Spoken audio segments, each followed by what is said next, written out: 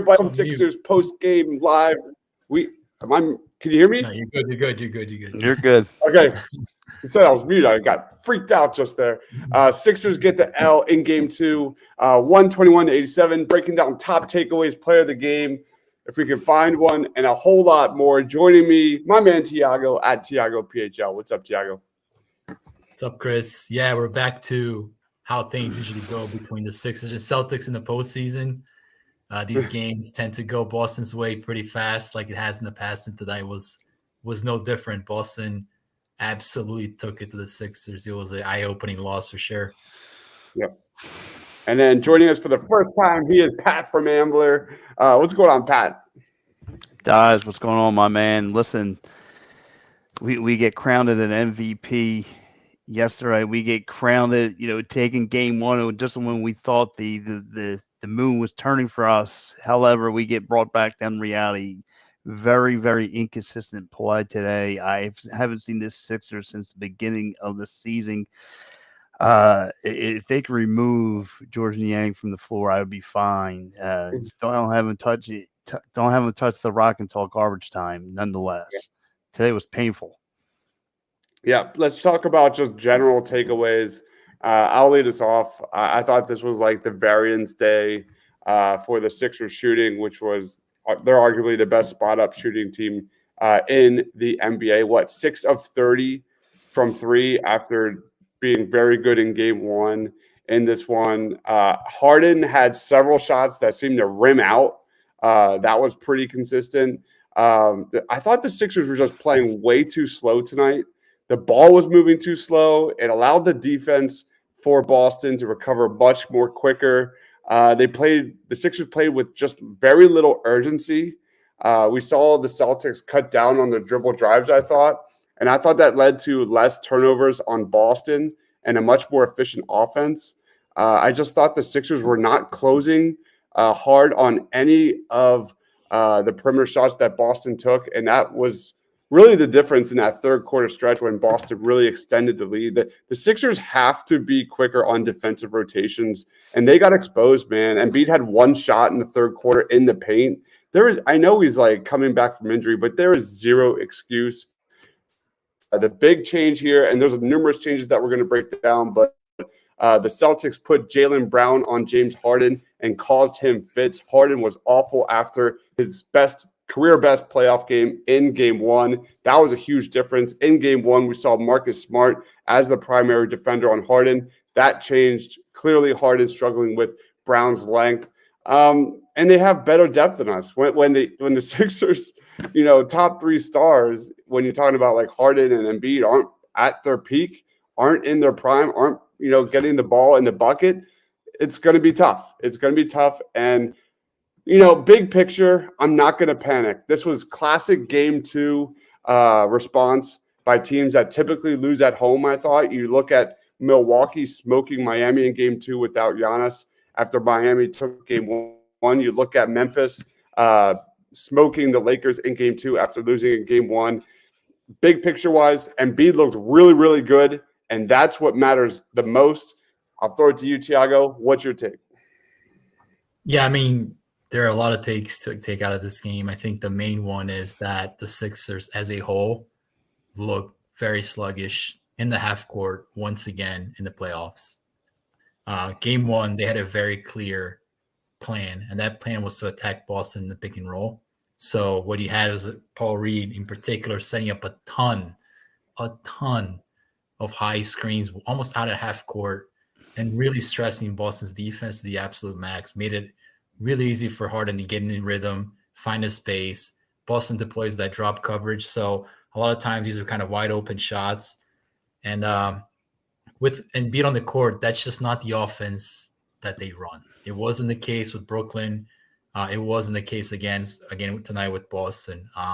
It is a way they can get very, very easy points against this team, but it just felt like they were going back to what they did against the Nets, which was, like you said, Chris, a lot of slow, lack of ball movement, isolation, not a lot of coherent offense being played out there tonight. So I think that they need to find a balance between, obviously, you need to get your MVP player the ball. He's the best offensive player on the court. but you have to find that balance that was there for a lot of the regular season and has disappeared with Embiid on the court in the playoffs. I mean, there is just no excuse why you should look worse offensively with your best player on the court. So I just think they have to work on that going to game 2. And yeah, I mean, I have a lot of thoughts about how they defended. I thought defensively they got to start getting serious about some guys who are on the court wasting possessions. And yeah, we can talk about that in more detail for sure. Yep. And Pat, just general takes on this game before we jump and deep dive into Joel Embiid's return. I thought, I just looking from the other side of the ball, what the Celtics done. They really shut down the paint for the Sixers. Of course, we all saw the Maxey play where he made that nice little cut to the rim. But other than that, I mean, they really shut down. They had that 3-2 zone defense, and then they shut down the paint where nobody was really getting any offensive shooting. And then the perimeter play from the Sixers today was just ineffective. I mean, as we just saw, James Harden 0 for 6 from the perimeter. I mean, that's not good. And the bench play from both sides. I mean, the Celtics looked really, really sharp. Of course, Brogdon goes off, and that third quarter kind of like rips the heart out of the Sixers. And the Sixers bench didn't do much for us. Yep. You look at Niang and Jalen McDaniel, nothing really from those guys. So and you really need those guys, and you need guys like Milton to step up like he did in that Nets series, who was really on point and on fire. So it's my kind of big question is, I'm glad that we all got Embiid back. We saw the 5 blocks in the beginning, but my question is it a little bit off rhythm for them to get in gel with him on the floor like they've been playing without him for the past couple of games? Yeah, let's get into Joel Embiid because let me get up his shot chart right here. We'll get in the comments after our takes on Joel. But look at this shot chart, man. Just 2 of 3 under the basket. My goodness, the Sixers really struggled getting him good looks. 0 of 2 from 3. I didn't expect much from Joel Embiid offensively tonight. I mean, the take in game 1 was literally just protect the rim and provide great defense, and he did that. Don't get me wrong, but you need to get more from your MVP. I'll throw it to you, Thiago. What was your take on Embiid's game, and how did the Celtics kind of phase him out a little? I thought he looked better in the second half. I thought that he started getting the legs under him a little bit more. He had a fadeaway kind of that was after the shot clock, so the shot clock violation didn't count, but that was your prototypical Embiid fadeaway shot where he had a lot of lift on it. I thought that obviously defensively, he was sensational. But hey, listen, like Boston's going to stretch him, man. And that's one of the things I talked about, I think it was game 1, is that with Reed out there, you get a guy who is going to make a ton of mistakes, no questions. But he's going to get out there and contest guys out on the perimeter. And you're naturally going to see an uptick in Boston's three-point shooting with Embiid out on the floor because he's just not going to meet guys way out there. So I think that's something the Sixers have to consider in the game plan because Boston will absolutely have Grant Williams, Al Horford out on the perimeter. It makes it really, really hard for Embiid to defend those plays. In the paint, he was his absolute force out there tonight. So, I thought that the Sixers could have helped him more tonight, but again, getting him looks under the rim, playing a little bit more zone like they did in game 1. They didn't seem to play a lot of that for game 2. I don't know why. It seemed highly effective. But overall, like big picture, like you said, Chris, the big picture is he's healthy. He looks healthy. It doesn't look like, yes, there's a knee injury there, but it doesn't look like it's a debilitating knee injury. And I think for the next 3 games, that's a positive sign for Sixers fans. Ready for this stat, Thiago? Yeah. His 9 field goal attempts was the second fewest he took all season long. The game he took less, 7, was a game he only played 16 minutes in a blowout win over Chicago. So, yeah, I mean, the one thing that you noticed about Boston tonight that definitely wasn't there in game 1 was that they were very forceful with their defense. So Jaylen Brown was picking up Harden at half court. Like there was no more dribbling around nonsense today.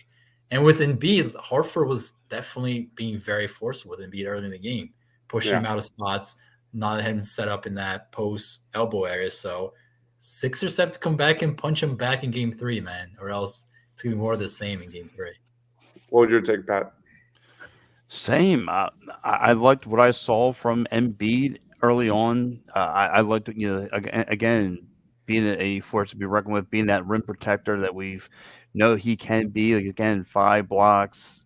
Being just being his defense alone, making the Celtics shoot from the perimeter made it that much better for the Sixers. But however, the perimeter defense has been alarming for the Sixers all year long, and they were just like I said, they were making their buckets where the Sixers weren't, and that's Yeah. what really hurt the Sixers team. I mean, again, you need guys to step up in these roles, and they weren't. They were just they kind of it was flat, and it's terrible to go down this avenue with this team, but you need it. And I don't know what Doc can do from here. I mean, he's done so well without JoJo, and now just trying to get him gelled into the system again. They're going to need him to, like you say, get him the rock, have him low in the paint, or even have him get a couple shots from the perimeter. Now, the fouling alone was alarming too in the early going. Maxey having 3 fouls. Guys getting fouled here and there, where I thought the Celtics were benefit from the calls. Obviously, you saw the one nudge to PJ Tucker, and PJ Tucker swung back and he got the call. They need to work on their discipline as far as that's with the calls and stuff like that. But again, you need to make up ground here, as into like Tiago saying. Come Friday night, you better be ready to rock and roll at home, or Boston's going to be able to smell blood in the water. Absolutely. Let's go to some comments quick, and then we're going to talk about James Harden and his struggles against Jaylen Brown. Steven says the game was about getting JoJo's legs, period. End of sentence. It had to happen. Absolutely agree. Great comment there. Big picture wise, that's what matters the most. Kamar says, I don't know if you can name an NBA championship teams who have lost by 30 more points in the playoffs. I feel like that happens quite a bit. I could be wrong, especially recently. That's an interesting question. Steven says, I expected Harden to be not as good tonight, but D'Anthony was really bad offensively. Dude was shooting nearly 50% of his threes in the playoffs tonight. He just didn't have it. I mean, the entire Sixers team didn't have it besides Embiid on defense. Steven says tonight was just a unique scenario. Boston super fan is in the house. We were looking for you, Boston super fan, in game one. Were we, Tiago? Yeah, it wasn't around in game one, but game two, we're back celebrating. Sure, we keep the same energy for game 3 and 4. We were looking for you, bro. Brogdon and White came off the bench there, but are actually NBA stars. Man, I want to look at some stats. It looked like Brogdon was 6 of 10 from 3. It looked like Steph Curry at points. The guys were just shooting the lights out. Yeah, I mean, go ahead. I want to touch on that, Chris, because the Sixers traded for Jalen McDaniels to be something in the postseason, or else they would have just kept Thibault on the bench, right? You got to step up, man. You got to step up and start doing something on the court. And I don't even mean by shooting 3-pointers and making 3-pointers, because we all know he's a terrible shooter, and that's just the way that it is. But defensively, the Sixers lost an impactful player on defense. Yeah. And this guy has not delivered defensively. I don't care what people say. He just has not had the impact defensively they want out of him.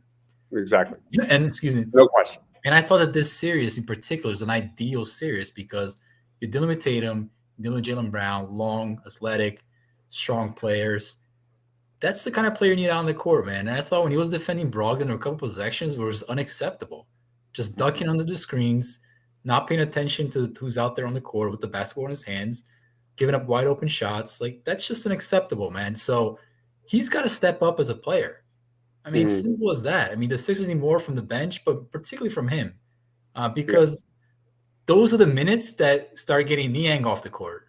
Niang's out there because they don't have anybody else right now on the bench that can contribute. So it starts with Jalen McDaniels. He's got to be a lot better if the Sixers want to win. A lot better. Yeah. And that's, Tiago, you bring a good point, because I thought that was the whole reason we brought in Jalen McDaniels, because he's supposed to be this upgrade from Thibault. He's supposed to be this 3-and-D guy, and he's not. He was never a better player than Thibault. The Sixers sold everybody on this bill of goods because he can make plays off the bounce a little bit better than Thibault does. But the bottom line is that Thibault is an all-NBA defender. This guy will never be an all-NBA defender. So, but they need more from him. That's for this series at this point in time. They need more from him. Yep. We have Mitch in the house. What's going on, Mitch? Go subscribe to Mitch Kofsky's channel. Awesome dude there. Joe says they played the second half. I think they knew they had to win. They needed and just wanted to get out of Dodge. Steven says JoJo can obviously jump. The problem with an LCL is the backpedaling. Celts will push the pace to expose it. Yeah, I'm going to definitely look at the pace because the pace seemed to be way too slow tonight, especially the ball movement. There's no way that Boston can shoot like that every game, right? The Sixers were number one in the NBA in three-point shooting. The Boston Celtics were right underneath them. Like they're very good. All right. Steven says credit Boston for being stickier. Sixers mentally played as though they achieved their short-term goal. Possibly. Then why play Embiid? Anthony says Sixers lost this game because the Sixers were dribbling too much and one-on-one ball instead of passing it around. I 1,000% agree with that. In game one, you saw in game one alone, you saw more pick and rolls with Harden and Reed and everyone else in that game than the entire round one against the Brooklyn Nets. I don't think we saw a pick and roll successful with Embiid and Harden, that two-man game, until like halfway through the second quarter. That cannot happen. Get him easy shots at the free throw line. He was getting the ball way too much at the three-point line. They just need to get him moving. And there's way too much hero ball, way too much standing, way too much watching, way too much ISO. It was just two different games between game one and game two. Steven says, agreeing with Thiago, McDaniels has to take threes when they are there. PJ Tucker was hesitating way too many times on the perimeter. It was a really frustrating game. DeAnthony Melton didn't shoot defensively and defending screens with Jaylen Brown. I absolutely agree. Let's talk about James Harden, who really struggled in this one. James Harden finished with 12 points, was a minus 21, 2 of 14, 0 of 6 from 3. No turnovers, 10 rebounds, 4 assists. But, man, here, let me put up the shot chart. We need to see this shot chart. Oh, we already know it's going to be. It's disgusting. It's gross. It is really, really brutal. And that paints a really good picture of, I think sometimes it doesn't, but what we saw tonight. I thought Harden had times where he got past his man, but the shots just weren't falling. The help defense from Boston was always rotating, always there. I'll throw it to you, Pat. Thoughts on James Harden tonight? Well, unfortunately, he didn't get his 45 like he did on Monday. But, yeah, it was horrible. It was just he just weren't getting the shots. And, again, I got to give it to Joe Mazzulla from the Boston's head coach. They really shut him down, man. They really made adjustments and learned how to – and he just couldn't – I'm sorry. And James Harden just couldn't get his shot off. I mean, again, 0 from 6 from the perimeter. You had a nice couple moves inside, and that was it. I mean, you really weren't doing anything outside of that. I mean, and you weren't like you guys were just saying too. You wasn't really facilitating like he normally does to guys in transition either. So I mean, he was off his game. So I don't know if he needs to go back to that Cookie Monster outfit or what. I mean, hopefully he will rock that to the game, but he needs something. He needs to be a spark plug for Friday night's game. Thiago? Chris, I don't remember him making a single shot tonight. Do you remember the 2 makes that he had? I don't. He was talking. I was trying to remember. When did he ever actually make the shot? I don't. Yeah, I honestly don't. I'm trying to think. I'm looking at my notes here to see if I remember any. Like, I remember a couple of nice passes from Harden, like outlet passes and things like that. But I don't. Like, in terms of, like, making a bucket, I'm drawing a blank.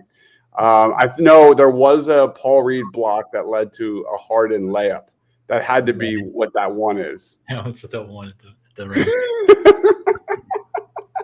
I mean, it shouldn't be complicated for the Sixers to run offense where Harden's getting the extra defender and they're playmaking off that. I mean, I don't understand why the Sixers have so much trouble sometimes creating very simple offense out of Harden simply drawing the extra defender and making the pass off that. I mean, it should not – I'm not a basketball coach. I'm not an NBA coach, obviously. But it should not be this complicated. With the players they have out on the court, the shooters they have out on the court, that should be their bread and butter when things go bad, when things go south. Give Harden the basketball, let him play make, draw the extra guy, and go from there. And that just doesn't happen frequently enough with this team, especially when things are going south. So, yeah, we've talked about this a million times. A lot of it falls on Harden. I think there's a lot of it Harden saying, hey, listen, tonight I'm just not going to be that guy. He's going to have to be that guy in games 3 and game 4, man. I mean, he's going to be at home. There's going to be high expectations on the Sixers to win both games. And the crowd's going to be on the team to win both games because that's their ticket to winning the series. So a game like tonight from James Harden isn't going to get it done, obviously. So I'm hoping that changes fast in the next couple of days. Isn't that the big question? Like, we don't need game 1 Harden. You don't need 45 points. But can you, like, the big question here for the Sixers is, can you get like 75% of that 3 more times in this series to take down Boston? Yeah, I think that's the thing. They have to get to a balance, but I think the balance has to skew a little bit more towards Harden than Embiid. And I guess, I mean, Embiid's taking 12 shots a game. But you can just tell how much harder it is in the postseason for Embiid to get in his spots, get very easy looks like he was in the regular season. The Celtics, the Nets, they scatter the Sixers up and down. They know how the Sixers want to get Embiid the basketball, and they're going to deny those looks at all time. So for me, like the 12-shot Harden regular season guy, that's just unacceptable, man. You got to be closer to the 20-22 shot guy that we saw against Boston, or else the Sixers have no other outlet outside of Maxey. And Maxey, fantastic player. We talk about this all the time, but can be very up and down. So it's got to be skewing more towards game 1 Harden than game 2 Harden. Yeah, and I want to agree with what you're saying too, Tag. And I think like a lot of us, especially the Sixers fans, were hoping to have like one of those. Okay, if Harden ain't going to take over, it's going to be a Maxey takeover. It ain't going to be a Maxey takeover. It's going to be possibly a Tobias Harris takeover. And you got none of that. Like, I just think that the Boston Celtics played that good on defense where they had no answers. And usually James Harden takes a couple seconds where he wants to go, just like a quarterback takes a couple seconds where he wants to go with the rock and usually facilitates or takes that, that pull back 3-point shot. And he had no answers. He had nothing. But then you see him drive by Jaylen Brown multiple times. You're like, why aren't you doing this more? Like Chris said, like there was a couple he was definitely able to penetrate. I remember he was definitely getting some good looks. Right. And that did happen. So go to that more often. Call the switch, find the guy you can attack, and keep going to that. When Niang is on the court, Boston has a very clear plan. It's call the switch, get Niang out on an island, and initiate offense off Niang. Everything rotates. You get a wide open Brogdon 3. Get a wide open, whatever, Marcus Smart 3. It is clear as day how they want to attack the Sixers. They should be doing the same with Harden when he's out on the court. Mm-hmm. Absolutely. Steven says, I need 5 of 10 from 3, 25 and 12 from James Harden. Joey P says, PJ Tucker brings a lot of outside scoring. I understand that, but come on, it's almost 4 on 5 with him on offense. I couldn't agree more, Joey. I'm not a PJ Tucker guy. Again, he was 1 of 1 from 3. Good job. But 5 points, like the Sixers, just like we said earlier, they need more offense from their forwards. Like when it comes to PJ Tucker, Jalen McDaniels, Georges Niang, like that rotation is just not enough. Yeah, I mean, do you remember that clip that went around for after game 1 about PJ Tucker yelling at Paul Reed out on the sidelines? Can Paul Reed yell at him to shoot the damn ball? Yeah. So that was before a possession where Paul Reed was out contesting every shot in the possession, and it was actually PJ Tucker who didn't grab the rebound. Paul Reed was out running to the 3-point line to contest the shot. I think PJ obviously has his value as a team, but I think that value gets overplayed by the sound bites and all the stuff that you see on social media about PJ. Like Chris said, reality is, man, you gotta contribute on the score sheet every now and then. Something. It's got to be something. He was left wide open on the perimeter, and he got a couple looks tonight, and I don't know if he was scared to shoot or whatnot, but he was contributing, passing the ball around. And like James Harden would deliberately give him the rock. Here's your shot, and he would just pass the ball out. Yeah. Listen, I hate Al Horford, but he took 8 shots from 3. At least he's putting them up. PJ Tucker does not do that. Anthony says what killed the Sixers was Boston playing the 3-2 zone.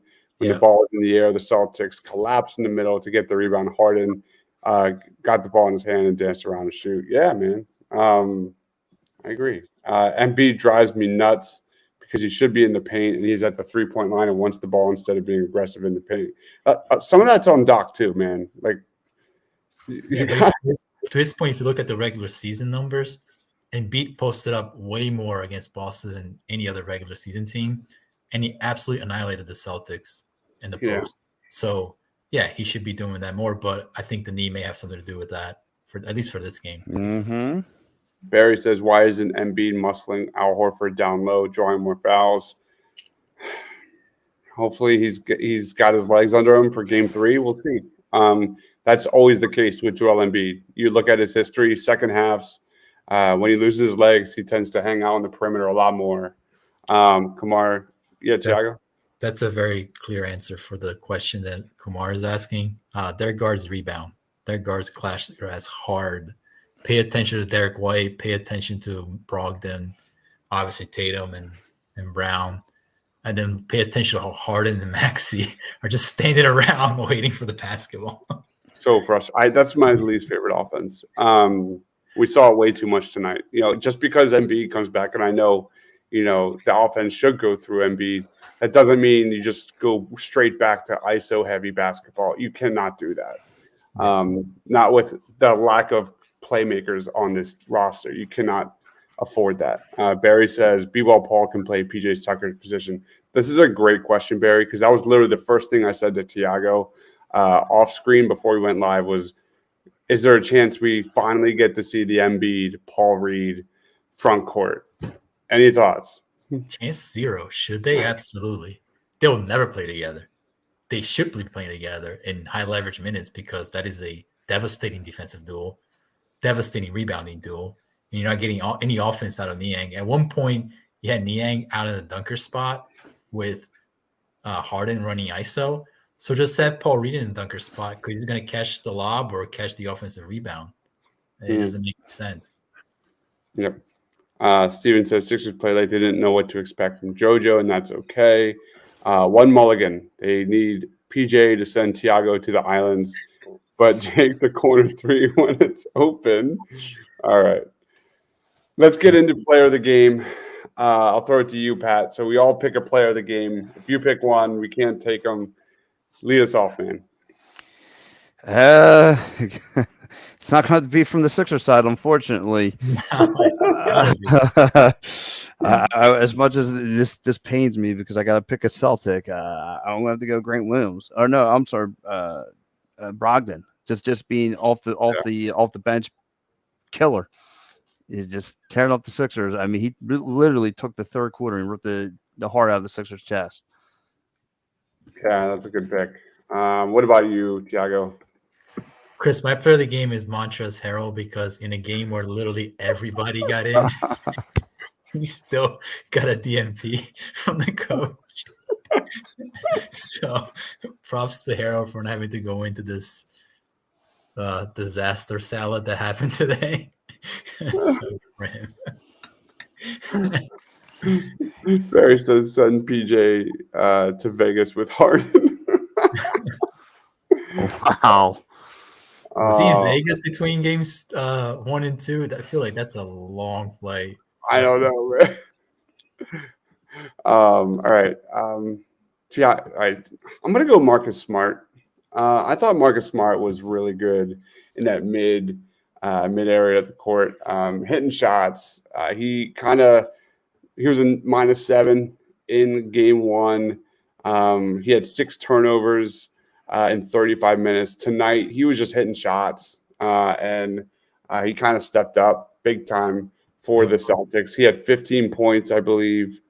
Looking at the stats here, 15 points. He was a plus 17, 7 of 14 from the floor. I thought Marcus Smart had a lot of energy. So he is my player of the game, unfortunately. Let's wrap this thing up. Pat, final thoughts. Where can we find you, man? You can find me Sunday mornings right here on Edge Affiliate Sports, PM in the AM show. You can catch me on Twitter at Pat from Ambler, EOP. You can catch me on TikTok, Instagram, everywhere, Facebook as Pat from Ambler. All right, man. That is my man, Pat. Thanks for joining, man. Hopefully the first of many. Hopefully the first of many. And Thiago, you're up, bro. You can find me at Thiago PHL on Twitter. And my final thoughts is nothing is lost. It's part of the process to a championship. And for all the Tatum lovers out there, because I know there are a few out there, did anybody notice how efficient Boston looked tonight with Tatum on the bench, scoring 7 points? Let's think about that. That's been the take. Anybody that thinks Tatum is better than Brown is just.